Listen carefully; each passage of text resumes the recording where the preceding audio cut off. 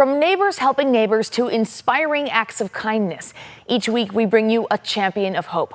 Today, we're marking Japanese Internment Remembrance Day, also known as the Day of Remembrance.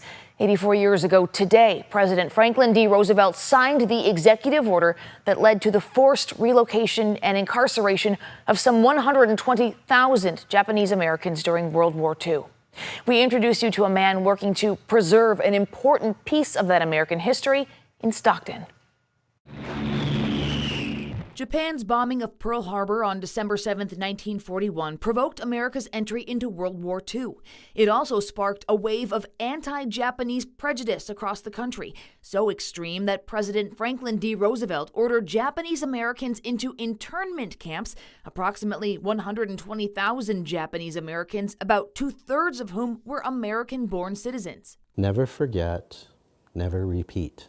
Jim Tabuchi's elders were forced into the camps. We spoke with him at the California Museum. So this is a 48-star flag that's here, and this is signed by those who were incarcerated during World War II. Including his mother. Alice Nakao Tabuchi. She was in Tule Lake from 1942 to 1946. While she was up by the Oregon state line, his father, aunts, and grandparents were incarcerated at the Stockton Assembly Center in the San Joaquin County Fairgrounds, where this one building is all that physically remains of the original camp. You can see it today just inside Gate 5 of the fairgrounds. And if you were to look at all of the confinement sites across the U.S., there are very few buildings that are left.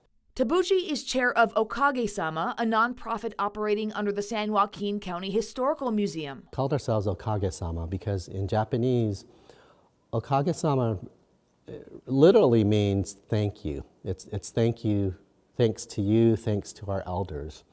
And what we realize as a group is that we would not be who we are had it not been for what our elders had gone through.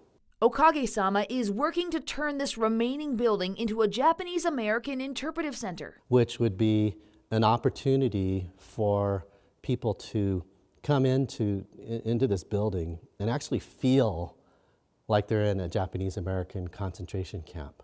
He's talking with lawmakers about getting a funding bill to restore the building and turn the site into a California State Historic Park to make it accessible to many. And if you were to draw a radius 100 miles around that assembly center, our estimation is that there's about 13 million people that live there. His mission feels urgent, he says. We have to keep this story alive so that we do not repeat this, right? This injustice that happened to Japanese Americans could very easily happen to other Americans.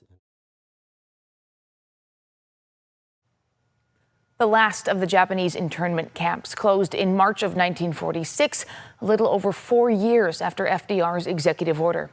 To learn more about Okage-sama, we have a link at our website. Just visit abc10.com/links.